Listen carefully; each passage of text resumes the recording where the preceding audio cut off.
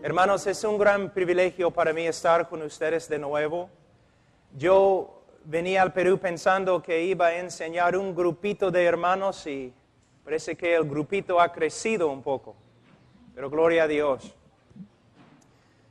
En esta lección, en este tiempo, voy a resumir muchas de las verdades que enseñé la última vez que estuve acá. Muchas personas me han hecho varias preguntas con respecto al Evangelio, con respecto a propósito de las cosas que dije la última vez que yo estuve presente. Entonces voy a hacer un pequeño resumen. Vamos a empezar con la Gran Comisión en Mateo 28.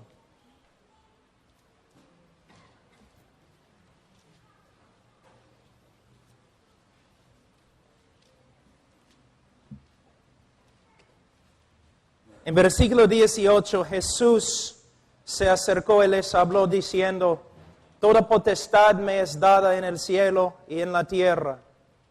Por tanto, id y haced discípulos a todas las naciones, bautizándolos en el nombre del Padre y del Hijo y del Espíritu Santo.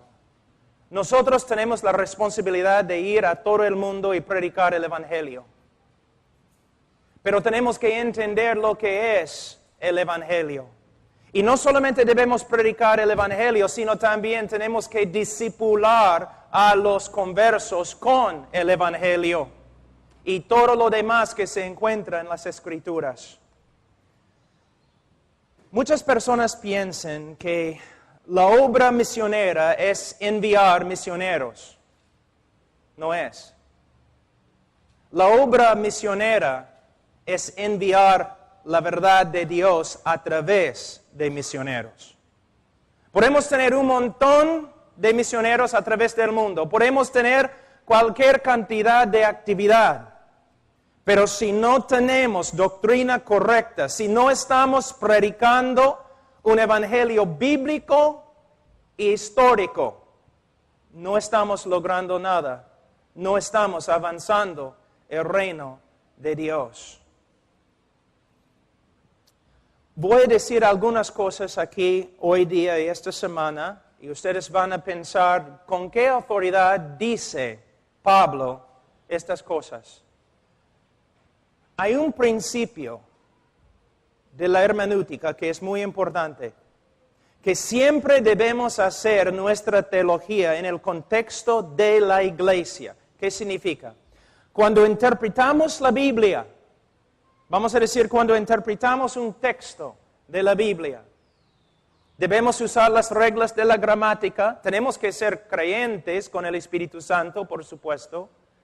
Tenemos que considerar el contexto histórico y tenemos que luchar para lograr la interpretación correcta. Pero después de haber interpretado el texto, ¿qué debemos hacer? No somos una isla. La sabiduría no empezó con nosotros, no nació con nosotros y no va a morir con nosotros. ¿Cómo podemos saber de verdad que estamos interpretando la Escritura correctamente? Bueno, primeramente podemos hablar con los hermanos alrededor de nosotros, otros pastores. Pero hay un problema. Si solamente hablo con los pastores norteamericanos, quizás todos nosotros hemos sido influenciados bastante por nuestra cultura. Bueno, entonces también debo hablar con otros cristianos de otras culturas quizás. Sí, está bien, pero hay otro problema. Si solamente hablo con cristianos contemporáneos y si rechazo o no considero la historia de la iglesia, quizás todos nosotros estamos equivocados. Lo más sabio que puedo hacer después de interpretar un texto es comparar mi interpretación con la iglesia actual y también con la iglesia a través de la historia de la iglesia. Y si todas las iglesias a través de la historia del cristianismo están de acuerdo y no estoy de acuerdo con ellos, probablemente yo estoy equivocado. ¿No es cierto? Hay hombres que dicen, bueno, es lo que creo porque es lo que dice la Biblia. No es lo que dice tu interpretación de la Biblia. Tú tienes que interpretar la Biblia, pero también tienes que comparar lo que has encontrado con los demás cristianos a través de la historia de la iglesia. Es el trabajo de un teólogo, es el trabajo de un pastor. Estudiar. Tengo una pregunta. No estoy esperando ninguna respuesta, es una pregunta. Pastores, ¿cuánto tiempo están estudiando la Biblia cada día? No solamente para preparar mensajes, sino para crecer en el conocimiento de Dios. Hay muchos que van al seminario, a un instituto bíblico, y después de graduarse del seminario ya tienen toda la verdad y no tienen que estudiar más. O solo tienen que estudiar para crear y formar sermones. Hermanos, la Biblia es tan pequeña. El conocimiento de Dios que Él nos ha dado a través de su Biblia es tan limitada que podemos alcanzar todo lo que Dios tiene para con nosotros en 3 años en un instituto. Y muchas veces también salimos creyendo lo que el instituto nos enseñó. Pero no hemos pasado horas y horas y meses y años escudriñando las Escrituras para aprender lo que verdad nos enseña. En el día de hoy, casi la mayoría de los problemas que encontramos en cristianismo tienen una sola fuente. Los obreros de Dios llenan sus vidas con actividad y ministerio, pero no pasan tiempo con el Señor en la palabra del Señor. Muchas veces somos como loros, repetimos lo que hemos escuchado de otros, en vez de escudriñar las Escrituras para ver si es así. Hermanos, mira, lo único que tenemos es la palabra de Dios. No podemos pelear contra el diablo, no podemos pelear contra el mundo, no podemos pelear contra la depravidad del hombre con opiniones nuestras y contemporáneas. La única arma que tenemos es la palabra de Dios y tenemos que estudiarla y usarla. Los hombres que han tenido, a través de la historia de la iglesia, los hombres que han tenido el impacto más grande han sido hombres que estudiaron la palabra de Dios horas y horas cada día. Y tú dices, sí, por supuesto, los teólogos, no. Hudson Taylor, de China, conocido como quizás el misionero más importante y exitoso en la historia de misiones modernas. Su fuente, la fuente de su éxito, la fuente del poder de Dios en su vida, su estudio de las Escrituras. Me mudé hace 1 año y medio a Alabama, de Illinois a Alabama, al sur de mi país, buscando una sola cosa. Yo tengo 3 hijos. Su necesidad más grande es la verdad de Dios. Me mudé, busqué una iglesia donde el pastor, su trabajo principal es estudiar la palabra de Dios todos los días. Hay una regla. Él no debe estar en la iglesia ministrando, haciendo un montón de cosas. Nosotros necesitamos un hombre que cada domingo en la mañana y cada domingo en la noche va a pararse ante miles de personas y predicar la Biblia. Porque ha pasado 20, 30 horas en el estudio de la Escritura. Necesitamos la palabra de Dios. Pero la mayoría de los pastores en el día de hoy están corriendo por todos lados. Los que trabajan en misiones, los que tienen ministerios, todos están ocupados haciendo un montón de cosas. Pero ¿qué necesita la gente? Necesita la palabra de Dios. Y si la gran comisión va a avanzar a través de hombres y mujeres que conocen a Dios a través de su palabra, que conocen muy bien lo que es el Evangelio y lo prediquen bíblicamente y claramente. Es un llamado a dejar a un lado todas las actividades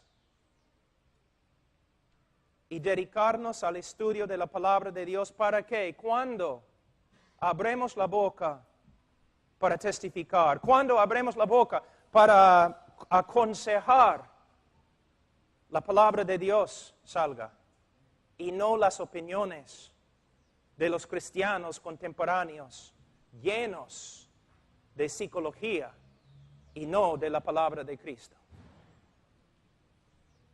Ahora, el Evangelio. Tenemos que predicar el Evangelio, por supuesto.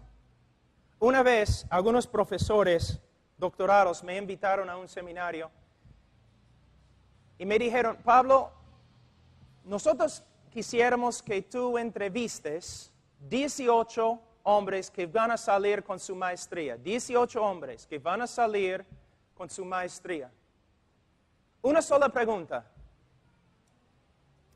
Pregúntales qué es el Evangelio. Son hombres no saliendo de un instituto bíblico, no de una universidad. No, están saliendo de la universidad con su maestría. Iban a salir y predicar el Evangelio. Mi pregunta, ¿qué es el Evangelio? De 18 hombres, solamente uno tenía alguna idea de lo que era el Evangelio. Tú dices, pero caramba, ¿qué están enseñando en los Estados Unidos entonces si no están enseñando el Evangelio? Mi pregunta es, ¿qué es el Evangelio para ti? ¿Qué tipo de Evangelio predicas tú? ¿Dios te ama y tiene un plan maravilloso para tu vida? ¿Es el Evangelio que predicas? Porque no es el Evangelio de Cristo. No es el Evangelio del apóstol Pablo. ¿Tu Evangelio, qué tipo de Evangelio predicas? ¿Usas preguntas como, ¿quieres ir al cielo? ¿Quieres tomar tu decisión? ¿Quieres repetir una simple oración conmigo? ¿Es tu Evangelio? Entonces no estás predicando el Evangelio de Cristo. Ni del apóstol Pablo, ni de Spurgeon, ni de los teólogos a través de la historia de la iglesia. Estás predicando un Evangelio contemporáneo que no tiene poder. Y por esta razón muchos de los conversos en tu ministerio caminan como carnales en la calle. ¿Qué es el Evangelio? Mira cómo es. Voy a usar los norteamericanos como ejemplo, pero también se aplica a los peruanos, ¿no? ¿Cómo es el hombre en el día de hoy? Los hombres en la calle sin Cristo, sin Dios, ¿ellos aman a Dios? No. La Biblia dice son aborrecedores de Dios y que se aman a sí mismos. Entonces, todos los inconversos en el mundo se aman a sí mismos, ¿no es cierto? Y también cada hombre pecador sin Cristo tienen planes para su vida. Sus propios planes para su vida, ¿no es cierto? Los hombres caminando en la calle se aman a sí mismos y tienen un montón de planes para sus vidas. Entonces tú, evangelista, llegas, tú dices, Dios te ama y tiene un plan maravilloso para tu vida. Y el hombre pecador, incrédulo, dice, ay caramba, ese me gusta. Yo me amo a mí mismo y Dios me ama también. Yo tengo planes maravillosos para mi vida y Dios también tiene planes maravillosos para mi vida. Entonces yo lo acepto. ¿Qué tengo que hacer? Solamente tienes que repetir una sencilla oración. ¿Es todo? Sí. ¡Ay, caramba! Sí. ¿Dónde? Ya, yo voy a repetir la oración, vamos. Ese no es el Evangelio. No tiene nada que ver con el Evangelio. No se encuentra en la historia de la iglesia. Es una cosa que básicamente proviene de los Estados Unidos, del siglo pasado. Una creencia fácil. Un evangelismo superficial. En vez de decir a la gente, en vez de proclamar el Evangelio, en vez de clamar, el hombre tiene que arrepentirse y creer, nosotros simplemente decimos, ¿quieres tomar tu decisión? Solamente demora 5 minutos. ¿Quieres recibir a Cristo? Cristo vino a Israel. Dice, el tiempo se ha cumplido, el reino de Dios se ha acercado. ¿Quién quiere pedir que yo entre en su corazón? No. Por eso, arrepentíos y creed el Evangelio. Hemos tomado el glorioso Evangelio de Dios y lo hemos reducido a un rito. Aquí en Perú, la mayoría se cree salvo, ¿por qué? Porque fue bautizado como niño, ¿no es cierto? La mayoría de los católicos, yo soy salvo, ¿por qué? Yo fui bautizado como niño. Y los evangélicos dicen, ¡qué herejía! Pero los evangélicos son igual. Nosotros a veces somos iguales. ¿Vas a ir al cielo? Sí. ¿Por qué? Tomé mi decisión. Oré para que Cristo entrara en mi corazón. De nuevo, tal lenguaje no se encuentra en la Biblia, tampoco se encuentra en la historia de la iglesia, tampoco se encuentra en las prédicas de los hombres que nosotros mismos reconocemos como los grandes evangelistas. He tomado mi decisión. La mayoría de las personas están confiando en una decisión y la sinceridad que tenían cuando tomaron su decisión, en vez de confiar en Cristo y mirar a Cristo. Otro problema de que hablé la última vez, la idea de qué es un creyente. ¿Qué es un creyente? ¿Cómo debe portarse un creyente? La Iglesia Católica asume, fíjate, la Iglesia Católica asume que todos sus seguidores son creyentes. Todos los que son católicos son creyentes, son salvos. Nosotros hacemos lo mismo. Todas las personas que han tomado una decisión con nosotros, nosotros decimos creyente. Y si vive en carnalidad, en el mundo, decimos que es simplemente un cristiano carnal. Y usamos un solo texto en la Biblia, en 1 Corintios 3, para justificar lo que decimos. Así es un creyente, vive como el diablo, pero es hijo de Dios. ¿Por qué? Hizo su decisión conmigo. En la Biblia, en la historia de la iglesia, uno puede tener la confianza de que es cristiano, no simplemente porque hizo su decisión, sino la Biblia dice, el que comenzó en nosotros la buena obra la perfeccionará. Y la evidencia de que somos creyentes es el fruto que llevamos. ¿El cristiano peca? Sí. ¿El cristiano lucha contra el pecado? Sí. ¿Un cristiano verdadero puede caer? Sí. ¿Un cristiano verdadero puede vivir en carnalidad toda su vida sin la disciplina del Señor? Absolutamente que no. No es una enseñanza de la Escritura. Uno de los más, si no el más famoso evangelista en todo el mundo, que supuestamente ha tenido millones y millones de conversos a través de sus campañas evangelísticas, él mismo dijo, si solamente 5% de todas las personas que han tomado decisiones en mis campañas son creyentes, voy a estar feliz. ¿Pero qué decimos nosotros? Tuvimos una campaña evangelística. Yo recuerdo una vez, hermano Zacarías, vino a mi hermano Ernesto Zacarías, años atrás, enojado. Dijo, nunca voy a tener una campaña evangelística en mi iglesia, jamás. Hermano, ¿por qué? Eres el hombre más evangelístico que conozco. Él dijo, porque tuvimos una campaña con un evangelista y como 100 personas recibieron a Cristo y ninguno de ellos llegó a la iglesia domingo. Pero yo puedo asegurarte que el evangelista se fue a otra iglesia diciendo, el Señor me usó grandemente la semana atrás. 100 personas se convirtieron, pero nadie puede encontrarlos. Mira cuán superficial es nuestra manera de evangelizar. O yo escucho evangelistas a veces diciendo, ahora es el tiempo de invitación, nadie debe moverse, todos deben mirarme. Tú puedes interrumpir la obra del Señor, tenemos que estar allí callados, si no vamos a causar problemas y nadie va a recibir a Cristo. ¿Cuántos quieren a Cristo? Levantan la mano, yo veo tu mano, pasa adelante.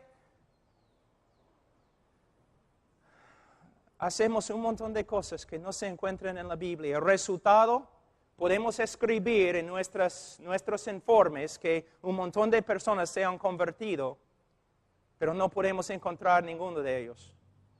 O de 100 hay uno.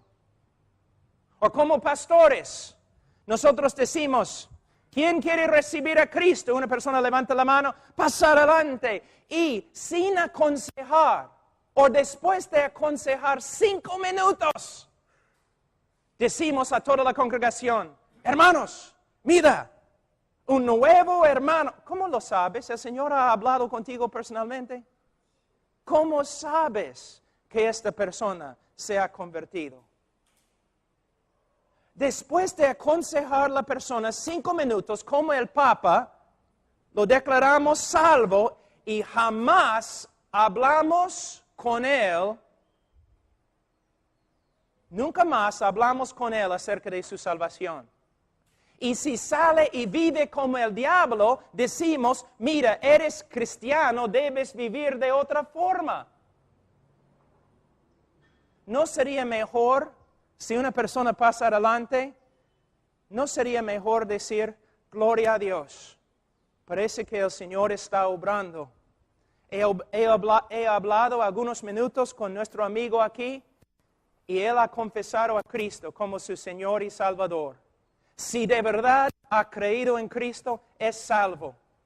Pero en esta iglesia nosotros amamos a los almas. Entonces vamos a aconsejar, vamos a pasar tiempo con él, vamos a pasar por el libro de 1 de Juan, vamos a estar hablando, aconsejando, enseñando a esta persona para que venga a una seguridad bíblica de su salvación.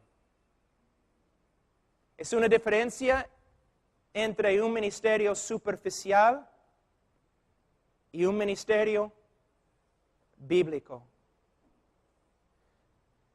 El mero hecho que un hombre ha levantado la mano no significa nada. El mero hecho que una persona ha tomado una decisión no significa nada. Mira cómo hacemos el evangelio en el día de hoy. Hay un incrédulo y queremos testificarle, ¿no? Señor, ¿te das cuenta que eres pecador? Si él dice sí, entonces la segunda pregunta, ¿quieres ir al cielo? Si él dice sí, entonces tercera pregunta, ¿quieres orar y pedir a Cristo que entre en tu corazón? Si él dice sí, entonces oramos y él repite nuestra oración y después preguntamos, ¿fuiste sincero cuando oraste? Y si él dice, creo, entonces eres salvo. Y si el hombre dice, pero no estoy seguro, nosotros decimos, por supuesto eres salvo porque Cristo ha prometido, si le pides, Él va a entrar en tu corazón, tú le has pedido, Él ha entrado. Por fe tienes que creer que has creído. Pregunta, ¿es el Evangelio? Vamos a examinar un ratito. Señor, ¿sabes que eres pecador? Si Él dice sí, no necesariamente significa nada. Pregunta al diablo si sabe si es pecador. Señor diablo, ¿eres pecador? Soy el mejor pecador, el peor pecador.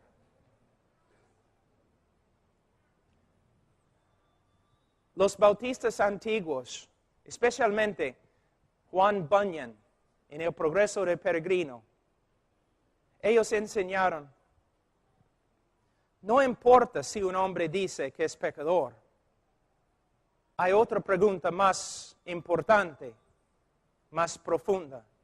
Señor, desde que has escuchado el Evangelio, el Señor ha obrado en tu corazón de tal forma que el pecado que antes amaste, ahora aborreces. Dios ha hecho algo en tu corazón, Señor, hay arrepentimiento. Ahora ves el pecado de una forma diferente. El pecado que antes amaste, ahora puedes decir que Dios ha obrado en tu corazón para que ahora aborrezcas este mismo pecado. Una obra sobrenatural del Espíritu Santo obrando en el corazón de un hombre muerto. Una resurrección, algo que un evangelista no puede manipular. Una obra que no requiere canciones especiales o luces bajas. Señor, ¿qué ha hecho Dios a ti? ¿Te ha dado un corazón nuevo? ¿Un corazón que tiene vergüenza del pecado? ¿Un corazón quebrantado? ¿Un corazón ahora que aborrece el pecado que antes amó? Si una persona dice, sí, soy pecador, preguntamos, ¿quieres ir al cielo? ¿Y quién no? Una vez una persona te ha dicho, no, me gustaría ir al infierno. Hermanos, todos quieren ir al cielo. Todas las teorías del gobierno, teorías económicas, sociales, tienen que ver con el deseo del hombre de ir al cielo. Hermanos, en las Filipinas, en las islas, allí en Asia, una vez yo estaba ahí y después de cosechar el arroz, los campesinos también en el norte acá, ¿no? Especialmente en la selva, departamento Amazonas, cuando cosechan el arroz, ¿qué hacen? Prenden fuego al campo, ¿no es cierto? Van a quemar todo el campo. ¿Y qué pasa cuando el campo se quema? Las víboras salen rápidos, ¿no es cierto? Pero cuando salen todavía son víboras, no han cambiado. Si tú preguntas a un hombre, ¿quieres ir al cielo? El peor hombre del mundo, el hombre más egoísta del mundo va a decir, por supuesto, porque quiero lo mejor para mí. Yo no quiero sufrir, yo quiero estar en un lugar lindo, hermoso. Entonces, cuando tú preguntas a una persona, ¿quieres ir al cielo? Y si él dice sí, no significa que Dios ha obrado en su corazón.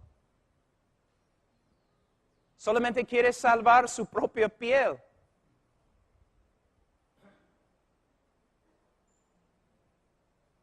La pregunta no es, ¿quieres ir al cielo? La pregunta es, Señor, ¿ha obrado Dios en tu corazón de tal forma que ahora tienes un deseo de buscar a Dios? ¿Algo ha pasado en tu corazón? ¿Algo ha sucedido en tu corazón? ¿Tu corazón ha cambiado? Antes, Señor, La Biblia dice de ti que todo hombre nace aborrecedor de Dios, un hombre que solamente se ama a sí mismo. Pero Señor, después de escuchar el Evangelio, tu corazón ha cambiado. Ahora puedes ver que Dios es supremo y nada tiene más valor que Él. Deseas conocer a Dios y glorificar a Dios con tu vida. Todos quieren ir al cielo. La mayoría no quiere que Dios esté cuando llegue. ¿No es cierto? Por supuesto podemos hablar del cielo, por supuesto. Pero hermanos, mira lo que estamos haciendo. De nuevo, tenemos un hombre lleno de sí mismo, que tiene grandes y maravillosos planes para su vida, y venimos nosotros con nuestro evangelio, decimos, Dios te ama tanto como tú te amas, aún más. Dios tiene planes más maravillosos que tus planes. El hombre dice, caramba, todo el universo gira alrededor de mí. En vez de, Señor, aquí es lo que la Biblia dice acerca de ti. Usando la Escritura con amor y compasión, pero usando la Escritura y la ley de Dios para exponer su pecado. Para que el Espíritu de Dios pueda usar la palabra de Dios para crear arrepentimiento en su corazón. Y hablando no del cielo, hablando de Dios. Dios, Señor, una obra Dios ha hecho en tu corazón para que ahora ames a Dios, desees a Dios. ¿Cuántas personas vienen a mí? Quiero recibir a Cristo. ¿Por qué? Porque quiero que Él arregle mi vida. Es lo que predicamos en el día de hoy. Debes venir a Cristo. ¿Por qué? Porque Él puede arreglar tu vida. No tienes dinero, Él puede darte dinero. Estás enfermo, Él puede sanarte. Tu familia está mal, Él puede arreglar todo. No debes venir a Cristo porque Cristo es digno. Porque Él te creó. Él es el Señor del universo. Él es merecedor de toda alabanza y gloria. Aún los que van al infierno deben adorar a Cristo porque Él es digno. El hombre no es el centro del universo y tampoco es el centro del Evangelio. Dios y su Cristo es el centro del Evangelio. Pero tenemos un Evangelio totalmente humanista. Humanista. Dios te ama. Y Dios tiene un plan maravilloso para tu vida. Si una persona dice, sí, quiero ir al cielo, entonces decimos, entonces, ora esta sencilla oración conmigo. En el libro de Hechos, en alguna parte, se usa este método. Jesús una vez usó este método.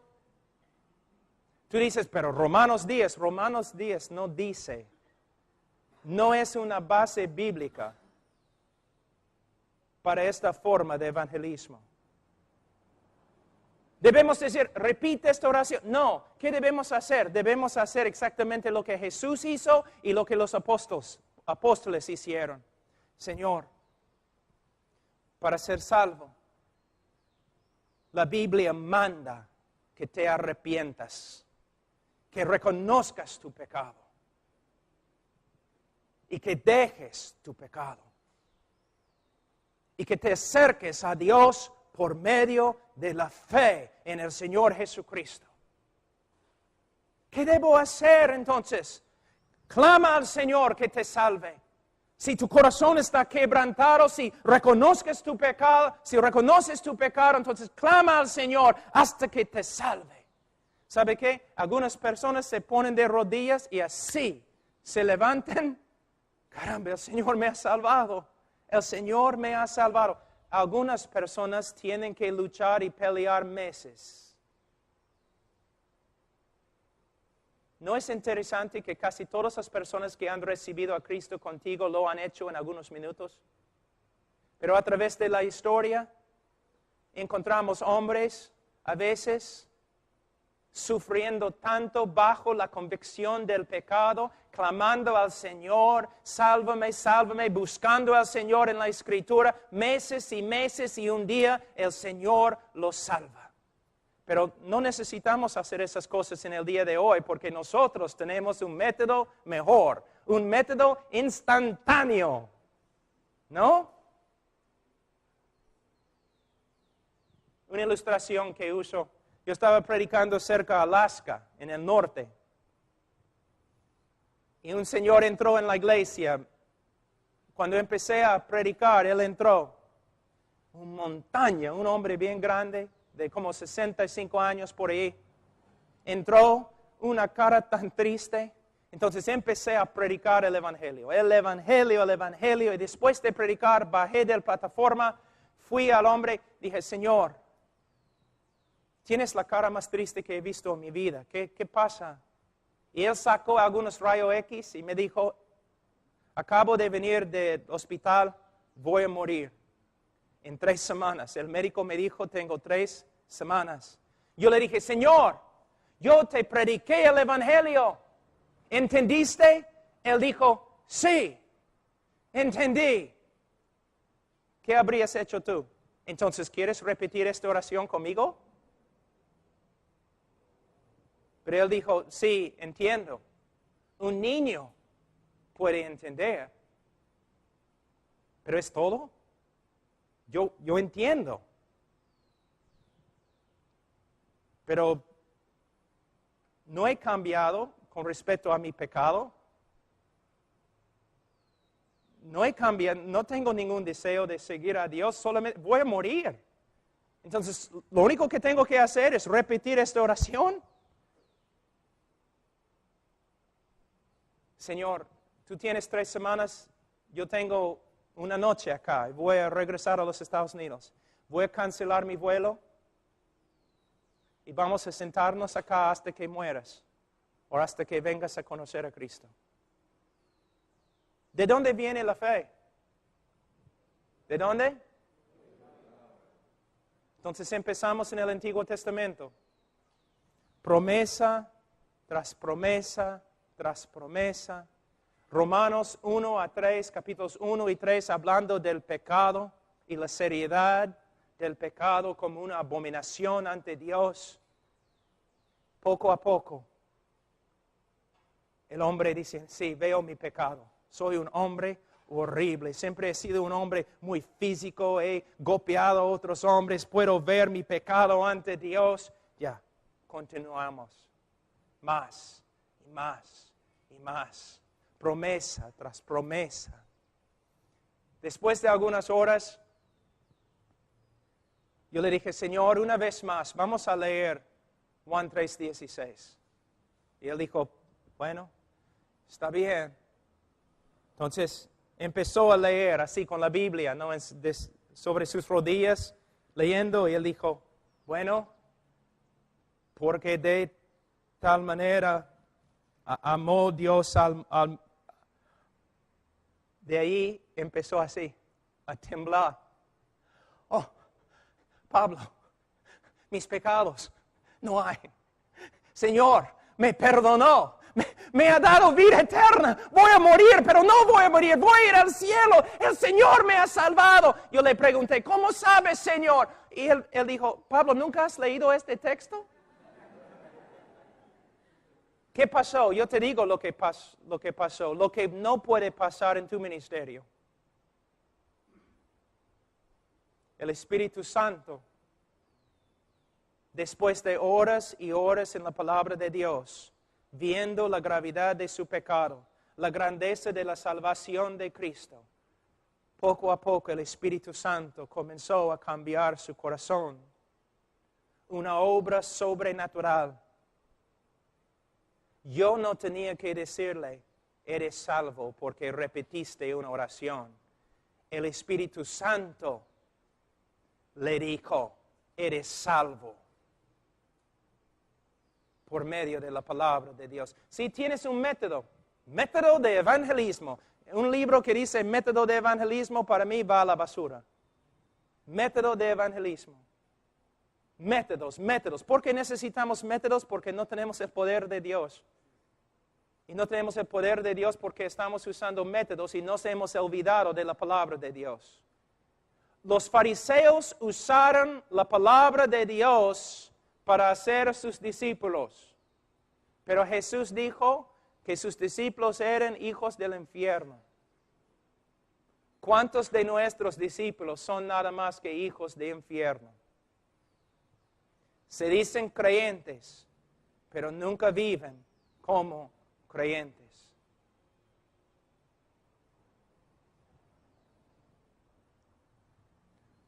Hermanos, ¿cuántos católicos van a morir este día y van a entrar en el infierno porque una autoridad religiosa les ha dicho que son salvos? Otra pregunta, ¿cuántos evangélicos van a morir y van a entrar en el infierno porque una autoridad evangélica les ha dicho que son salvos, pero el Espíritu Santo, a través de la palabra de Dios, nunca confirmó su obra en su corazón? ¿Cuántas personas en mi propio ministerio, yo tengo que decir eso, yo tengo que ser honesto, como joven evangelista, predicando en las calles, predicando en la sierra, predicando en la selva, usando todos los métodos de evangelismo que todos me habían enseñado, los fundamentalistas, los bautistas, todos me enseñaron, tienes que hacerlo así, tienes que levantar la mano, tienes que pedir que pasen adelante, hay etapas, tienes que usar música de tal forma, tienes que aprender cómo hablarles para que tomen su decisión y todo lo que también ustedes han aprendido. Pero estudiando la Escritura y estudiando la historia de evangelismo de los hombres y predicadores más exitosos a través de la historia de la iglesia, yo veo que ellos no hacían nada de lo que hacemos en el día de hoy. Todos dicen, Spurgeon, ese el predicador más grande que ha vivido desde los apóstoles. Estoy de acuerdo. El problema, él no está de acuerdo con nosotros. Jorge Whitfield, el más grande evangelista. Uno de los avivamientos más grandes en la historia de la iglesia a través de él. Sí. El problema es que él predicó otro evangelio que nosotros. Hudson Taylor, el gran misionero de China, como él es mi héroe. El problema es que su evangelio era diferente que lo tuyo.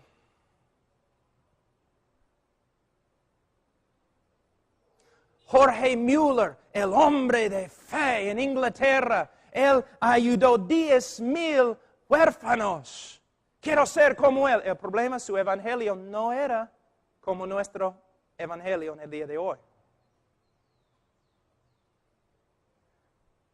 Guillermo Carne, el padre del movimiento misionero moderno.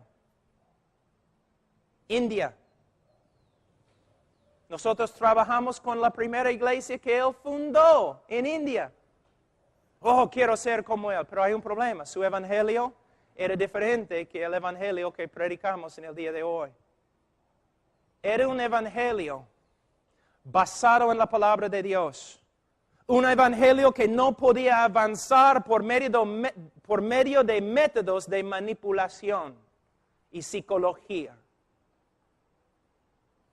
Era un evangelio que dependía totalmente del Espíritu Santo.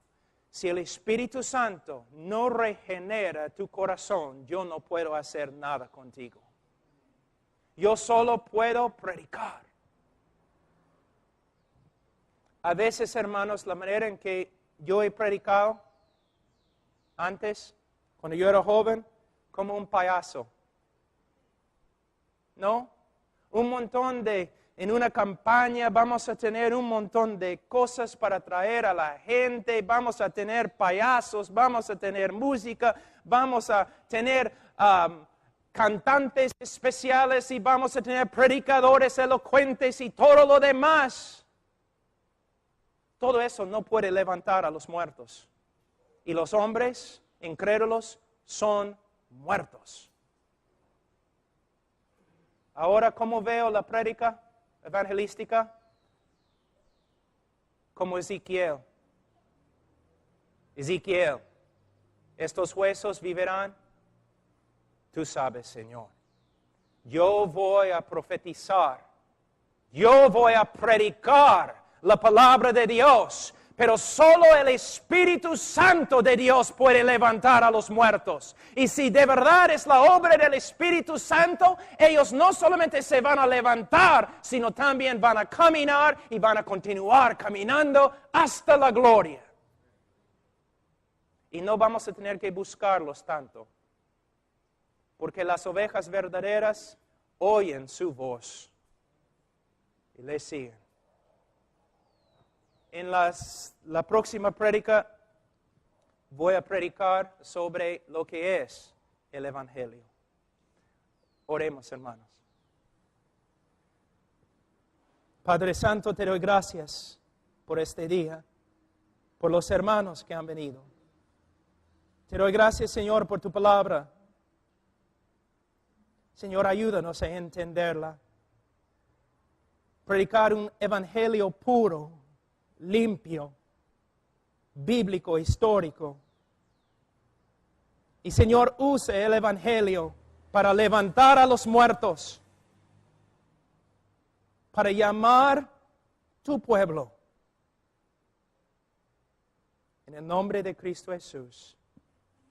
Amén.